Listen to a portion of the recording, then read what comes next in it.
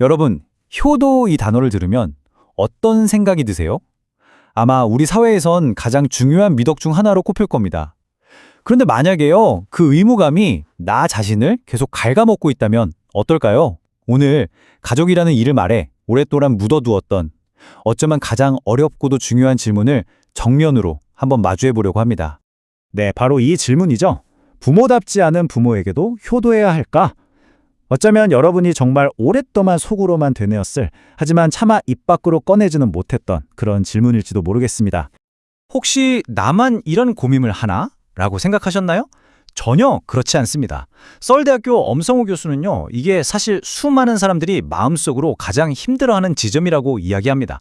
우리는 살면서 이런 말을 종종 듣잖아요. 자식이니까 당연히 해야지. 근데 왜 해야 하는지 뚜렷한 설명은 없어요. 그냥 자식이라는 이유 하나로 모든 게 당연해지는 거죠.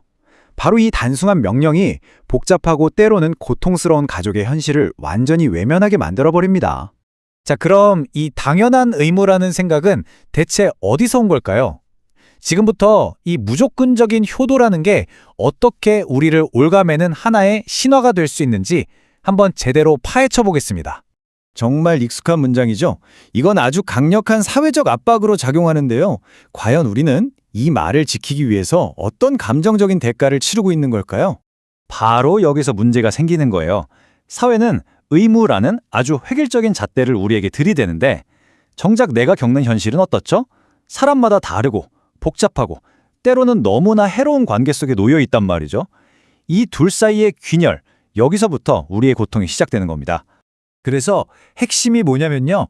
나에게 상처를 주는 부모에게 좋은 자식이 되어야 한다고 스스로를 채찍질하는 건 미덕이 아닐 수 있다는 겁니다. 오히려 그건 내 자존감이 낮다는 신호일 수 있다는 정말 충격적인 이야기죠. 자, 그럼 무조건적인 의무가 답이 아니라면 대체 뭐가 답일까요? 여기서부터 아주 새로운 그리고 우리에게 해방감을 줄 수 있는 관점을 마주하게 됩니다. 톨스토이가 이런 말을 했죠. 불행한 가정은 저마다의 이유로 불행하다고. 엄성호 교수가 바로 이 점을 지적합니다. 집집마다 사정이 다 다른데 어떻게 똑같은 효도라는 잣대를 들이밀 수 있겠어요? 우리 집 현실에 맞는, 나에게 맞는 해법이 필요하다는 거죠. 그래서 등장한 개념이 바로 맞춤형 효도입니다. 이게 뭐냐면요. 사회가 너는 이런 관계여야만 해 라고 강요하는 관계가 아니라 내가 실제로 겪고 있는 관계를 기반으로 대응해야 한다는 뜻입니다. 그리고 이게 정말 중요한데요. 때로는 가장 용감하고 윤리적인 선택이 용서가 아닐 수도 있다는 겁니다. 나 자신을 지키기 위해서 안전한 거리를 두는 것, 그게 회피가 아니라 훨씬 더 건강한 선택일 수 있다는 거죠. 자, 이렇게 낡은 신화를 깨는 게 첫걸음이었다면 진짜 치유 여정은 자책감을 다루는 것에서부터 시작해야 합니다. 바로 내 탓이라는 생각에서 벗어나는 거죠. 이서원 상담가는 힘든 관계 속에서 고통받는 사람들에게 이 단순하지만 정말 깊은 질문을 던진다고 합니다. 그게 정말 당신 탓인가요? 그러면서 아주 건강한 마음가짐 하나를 제안하는데요. 어떤 나쁜 상황이 벌어졌든 거기서 내 잘못은 최대 49%라고 생각하는 거예요. 절반을 넘지 않는 거죠. 이게 모든 책임을 회피하라는 말이 절대 아닙니다.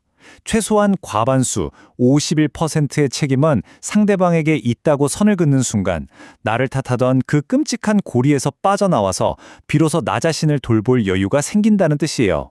좋습니다. 이제 우리는 내 탓이 아니라는 단단한 땅 위에 섰습니다. 그럼 지금부터 나를 지켜내기 위한 구체적인 도구들을 하나씩 챙겨볼까요?